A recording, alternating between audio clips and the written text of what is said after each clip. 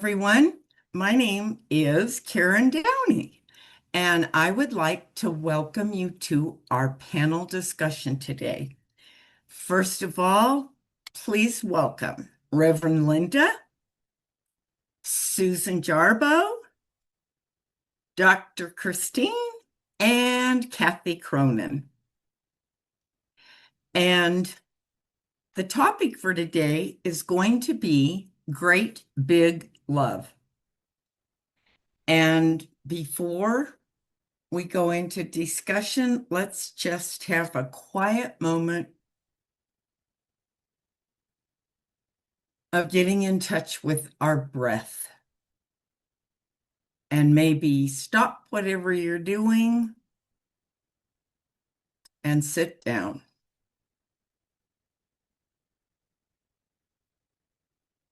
I like to open with the serenity prayer. God, grant me the serenity to accept the things that I cannot change, the courage to change the things that I can, and the wisdom to know the difference. Amen. I swear that is my favorite prayer. It's simple and seems to cover everything for me.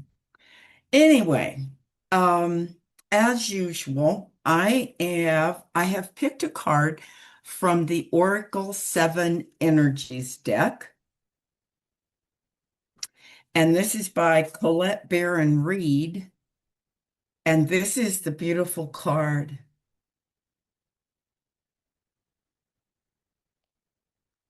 And what was interesting is I try to choose one every day.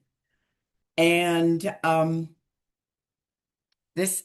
chose this card 2 days in a row. So it's like, okay, maybe I missed something yesterday that I need to get today. So I thought, okay, we will go for it. Great big love. And the key concept in this is love without conditions, romantic love, and how that experience changes you. Deep and profound harmonious connections and soulmates. Love heals all wounds, begins all life. It sustains you when you are starving for grace, when you stumble and fall, and when you lose sight of your purpose and fail to pray to the limited perspective of the ego. Now is the time to fall in love and call in awareness of the great big love that made you, which is ever pulsing through your veins. There's a heightened sense of awareness in the beginning stages of a relationship when nothing else matters but who is in front of you. You see them, you see yourself in them, and you move in sync with the cadence of your hearts. You surrender to the magic you share and engage in the harmonious dance that is seamless in its movements, rising and falling with each moment, each breath. Although this card may pretend such an intimate connection, you don't have to wait for a partner to experience it. You are being invited now to explore love in all its beauty. Can you love without conditions, without needing things to be perfect? Do you love your life, what you do, and how you contribute to the world? Today, invite love with a capital L into your inquiry. You will be amazed, and your very question may be changed as a result. Love is the strength you need today, the lens you must look through to find the truth and your way. Love is the only way, and the only answer.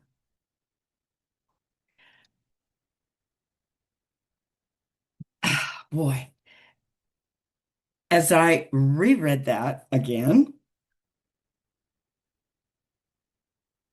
for me, it was another reminder that the things I've thought over the years, which is the romantic love, a partner, not being alone, um, being okay because there was a man in my life. Oh my God. Those things really never led to too much happiness. And but there was a lot of lessons. I wouldn't trade any of them.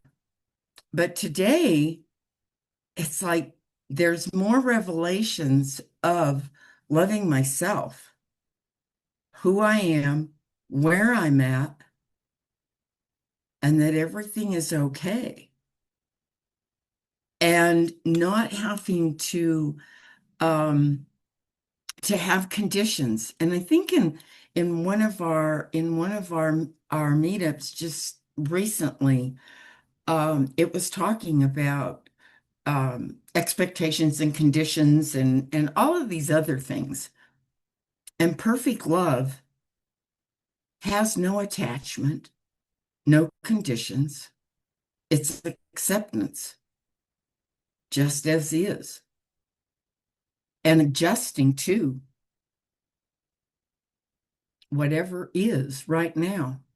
That being here, being now, and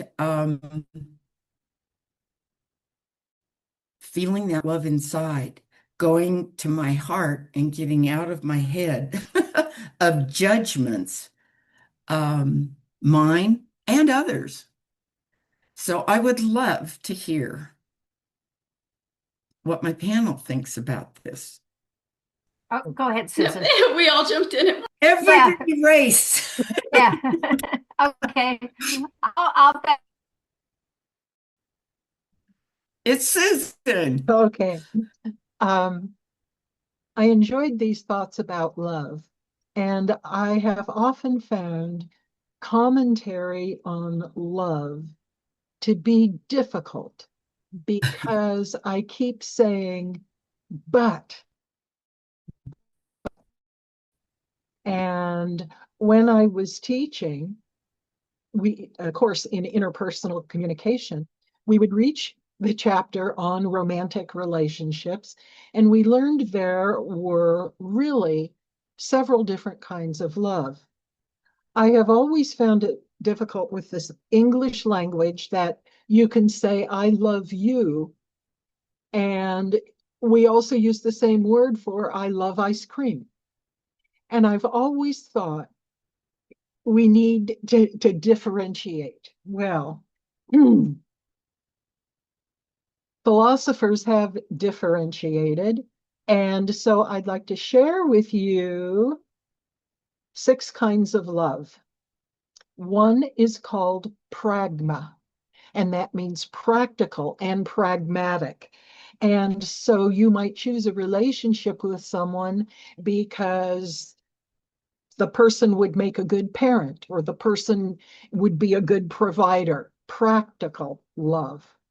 There's storge, which is the love of friendships, close friendships, people that you really feel a connection with.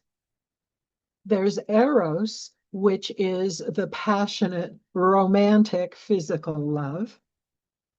There's ludus, and the ludus, a ludus person is one who looks at love as a game. If you think of Hugh Hefner and the Playboy Mansion and the Playboy magazine, that is ludus. That this is a game. There's philia, which is brotherly love, you know, our city of Philadelphia. And then there's the one we think of most in the spiritual sense, and that is agape, which is the fundamental love for one's for humanity. And so when I listened to you talking about love, I kept flipping between these different kinds of love and thinking of different people in my life with whom I had one of these love relationships.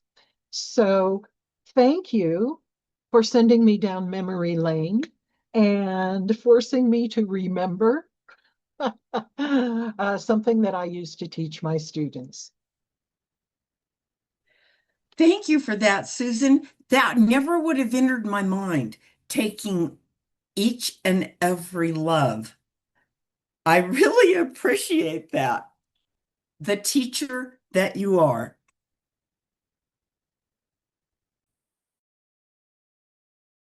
A friend of mine said when I retired, "You'll always be teaching."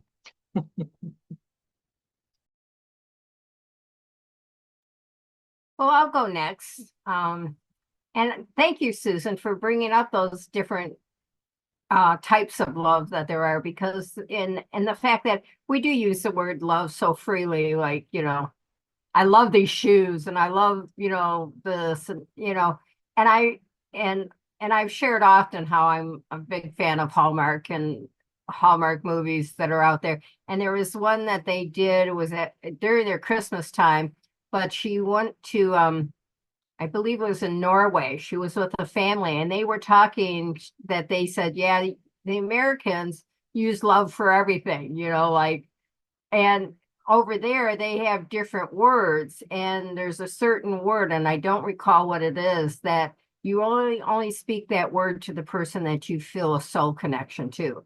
You know, that it's only that you only pledge that type of love when you say that it's the person that you feel that soul connection with. And so it's sort of like, yes, we often overuse the word love, but when I listen to what you read about the big love, is I look at the love with the capital L, the same as truth with the capital T. There is one truth, there's one love, and that's God, God the good, omnipotent. You know, that love is unconditional, it's ever present, it's always there, and it lives with and around us. And it's that love that we know is always there, whether we're, you know, we find the romantic love or we're on our own, that God's love is ever present if we open our heart to it. And that we can look at the capital L love that is out there to be seen in every single person and every living thing. Recently, we have a new family of squirrels in our yard, and my husband said, I gotta see if I can find some way, you know, like a poison or something. And I said, you can't do that. They're living. You know, he said, but you don't want them eating up your plants and all that stuff. I said, no, I don't want to do that. But they're living creatures. They're created by God, the loving God who put them there. And so it's like, so they're eating my plants, you know, but you know, it's sort of like it's, you know, maybe find a way that they don't want to be in our yard and they go to the next door neighbor's yard. I don't know, but you can't go out poisoning these poor little squirrels because I saw them as little baby squirrels that, you know, and so it's sort of like seeing that everything that lives is given to us by the big love that God gives us, the sun and the moon and the stars and the plants that give us the oxygen, that everything around us, and even the people that come into our life are brought there on divine purpose. That God has directed them into our lives to be, you know, so that big love is so much larger than ours.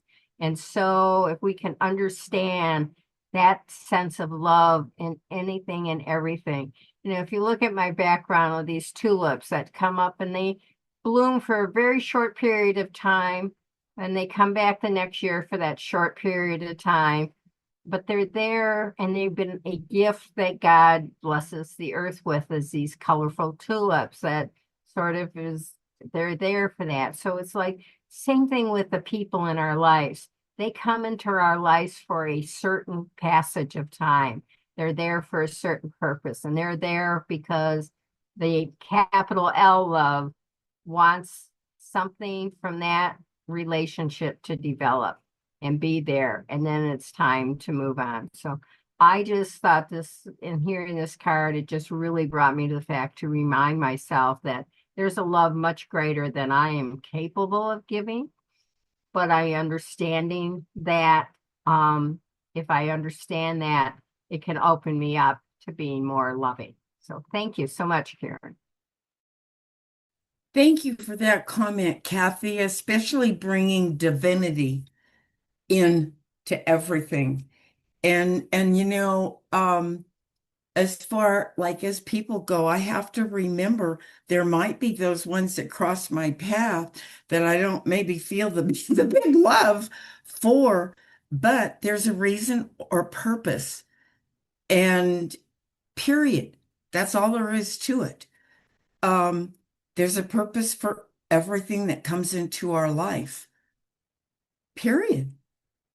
Karen, when you first introduced this topic and said it was a love without conditions, my mind went in one direction. I'm working on a book right now, The Art of Sacred Discernment, talking about when there's these situations where there's not, where there's very conditional love, whether or not you stay or walk away. And then you switched it up on me. And I got caught up in the big love as well. And I wrote down one of the things that you were reading was, now is the time to fall in love and call in the great big love. And then you mentioned not needing a partner. And what really struck me about this is how I've thought so much about the Song of Songs and Solomon being called the great love, and finding that love within myself. For myself. I mean, forget everybody else. I love you all, but but this is, when it comes down to it, for me every day, my spiritual walk is about me and how I feel about me and then about how I feel about everybody else. And so finding that big love inside me for me is really kind of a fun adventure, but also difficult because there's times where it's like, I just want it from the outside. I won't know when I have to go digging in me for the big love because it's harder to find inside me. and and so that's the part that really struck me and my journey in the inside looking for it. I was walking to my kitchen the other day and I was feeling great gratitude actually for something that Reverend Linda did. And um, and in that moment of me saying thanks for this, again, no offense, Reverend Linda, I wasn't knocking you, but I was looking inside at God within me, saying, thank you for providing through Reverend Linda. And and there was this moment that it was like, who are you talking to? And I've had that question a lot when it comes to gratitude. Who the heck are we thanking? Really. And I felt it so intimately, so personally. This, I like to call God mine height, meaning my highest. So much mine height, that me that was there and never, ever goes away. And that's the big love for me. So I enjoyed this. Thank you. Thank you, Kristine. And I too, that was the part in the message of learning to love myself and not looking for something outside myself. So Thank you. Reverend, Thank you. Wonderful topic. But before I get to the topic, I have to tell you, Kathy, something that's lacking in your life, my dear, is peppermint oil. A spray bottle of peppermint oil on your plants will not hurt your plants, but it will repel any and all eaters, including bugs, insects. Around here, we have deer are a real problem to a garden, and a little spray of peppermint oil. You need to re-oil every time it rains, which probably isn't that often for you. Just trying to be helpful, stuff I've learned, right? We have the conversation, maybe not often enough, about the difference between being a human doing and a human being, where we are so focused on getting things done and what we've done and what we have to show for it that we kind of forget to take time to just be in our deepest, most sacred self, like Dr. Kristine was talking about. And I think that's the difference in your reading. Love isn't something I do. It's who I am. Gratitude isn't something I say. It's who I am. I am love. I am gratitude. And when I hold that, it flows through me. That doesn't mean I want to spend all my time with people who are toxic or abusive to me. But it does mean I can exist without judging them and beholding the Christ within them and honoring them on their path. And I'm not saying to be a victim. Sometimes the way I honor them is to call the police, hold them accountable. And that's how I love them, how I honor them. When I remember love isn't what I do, it's who I am, then I'm in touch with the big love.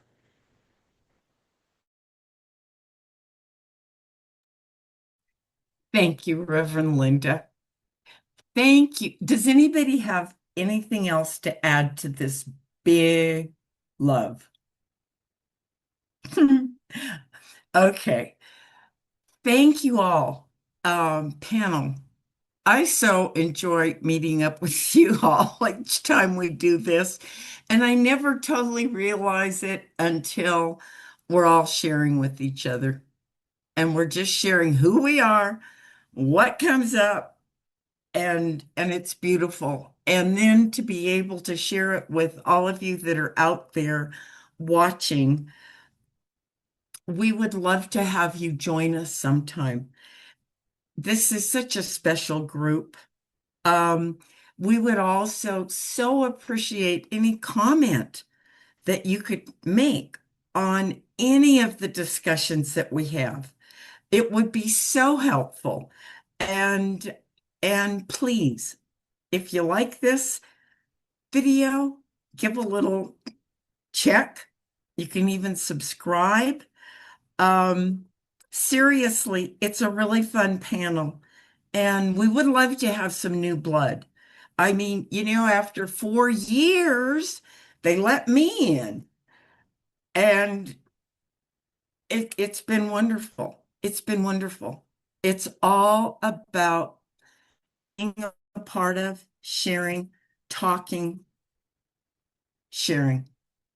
So if you have any questions, you want to make a comment, there's links at the end of the video. Please use them, and please tune in again next week. Thank you all. Thank you for joining us, and let's stay connected and grow in spirit. We are on Facebook. Search for Unity Church of El Cajon and follow us and like our posts. You can reach us on YouTube at Unity Church of El Cajon.